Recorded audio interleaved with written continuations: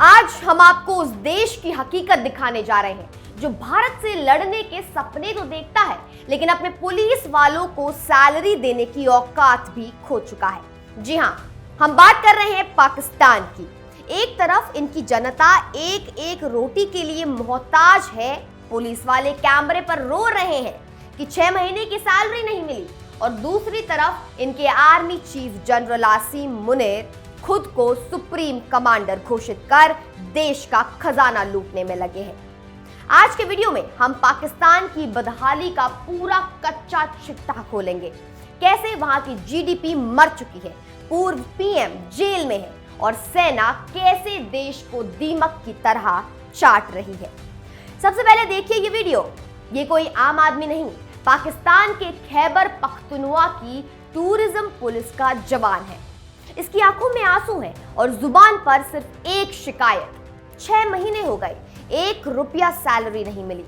सोचिए, जो पुलिस पर्यटकों की सुरक्षा के लिए तैनात है, उसके घर में खाने के लाले पड़े हैं। ये जवान कह रहे हैं कि बच्चों की स्कूल फीस तो दूर, घर का किराया तक देने के पैसे नहीं है, ड्यूटी पर पीने का पानी तक नसीब नहीं हो रहा।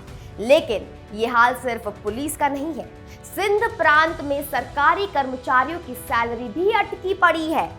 जब देश के रक्षक ही भूखे पेट ड्यूटी करेंगे तो सुरक्षा आखिर कौन करेगा? ये है नया पाकिस्तान और नए पाकिस्तान का असली चेहरा। अब जरा विरोधाभास देखिए। जहां पुलिस को देने के लिए पैसे नहीं है, वहीं पाकिस्तान की सेना का बजट हर साल बढ़ रहा है। 2025 से 26 के बजट में पाकिस्तान ने अपनी डिफेंस स्पेंडिंग को 20% बढ़ा दिया है। अब ये 2.55 ट्रिलियन पाकिस्तानी रुपए हो गई है, यानी कि 2.55 लाख करोड़ रुपए। जनरल आसिम मुनीर अब सिर्फ आर्मी चीफ नहीं, बल्कि पाकिस्तान के पहले चीफ ऑफ डिफेंस फोर्सेस बन गए हैं। यानी अब सेना, नेवी और एयरफोर्स सबकी कमान एक ही आदमी के हाथ में है। आरोप लग रहे हैं कि ये पद सिर्फ इसलिए बनाया गया ताकि मुनीर अगले 5 साल तक सत्ता में जमे रहे। जनता भूखी मर रही है, लेकिन जनरल साहब को नई पावर और नई एक्सटेंशन चाहिए है। देख लिए पाकिस्तान का हाल। पाकिस्तान की कुल जीडीपी का एक बड़ा हिस्सा यानी कि लगभग 2% सिर्फ सेना खा जाती है, और इसमें भी पेंशन का खर्च अलग से है। पाकिस्तान की अर्थव्यवस्था यानी इकोनॉमी अब वेंटिलेटर पर भी नहीं, बल्कि मुर्दा घर में पड़ी है। महंगाई दर 6% के आसपास है, जो सुनने में कम लग सकता है, लेकिन हकीकत यह है कि खाने पीने की चीजों के दाम आसमान छू रहे हैं। टमाटर के दाम 126% बढ़ चुके हैं। चीनी 35% महंगी हो गई है। बिजली और गैस के बिल इतने ज्यादा हैं कि आम आदमी आत्महत्या करने को मजबूर है। पाकिस्तान की जीडीपी ग्रोथ सिर्फ 2.7% के आसपास रेंग रही है, जबकि जनसंख्या तेजी से बढ़ रही है।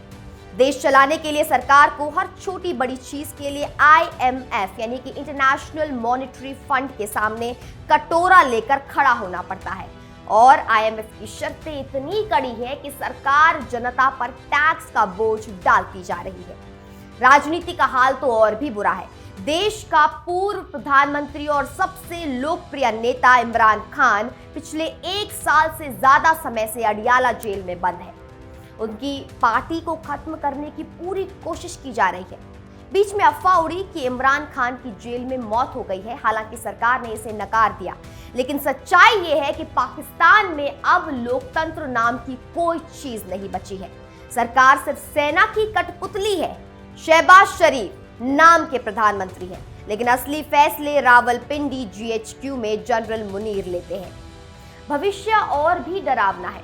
पाकिस्तान में पानी का संकट गहराता जा रहा है। विशेषज्ञों का कहना है कि 2025 तक पाकिस्तान में सूखा और भी भयानक रूप ले सकता है, और ले भी रहा है। खेती बर्बाद हो रही है, जिससे अनाज का उत्पादन घट रहा है। नतीजा, भारत जैसे पड़ोसी देश से पंगा लेने वाला पाकिस्तान अब अपनी जनता को 2 वक्त की रोटी भी नहीं दे पा रहा है। ग्रामीण इलाकों में गरीबी यानी कि रूरल पॉवर्टी तेजी से बढ़ रही है। लोग शहरों की तरफ भाग रहे हैं, लेकिन वहां भी रोजगार नहीं है। तो दोस्तों, ये है पाकिस्तान की असली तस्वीर। एक ऐसा देश जो अपनी सेना को पालने के लिए अपनी जनता का पेट काट रहा है, जहां जनरल आसिम मुनीर जैसे लोग सत्ता के नशे में चूर हैं और आम पुलिस वाला 6 महीने से सैलरी का इंतजार कर रहा है। पाकिस्तान अब एक देश नहीं बल्कि एक फौजी छावनी बन चुका है, जहां जनता सिर्फ गुलाम है। आपको क्या लगता है, क्या पाकिस्तान इस बर्बादी से कभी उभर पाएगा या ये देश अब टुकड़ों में बिखरने की कगार पर है?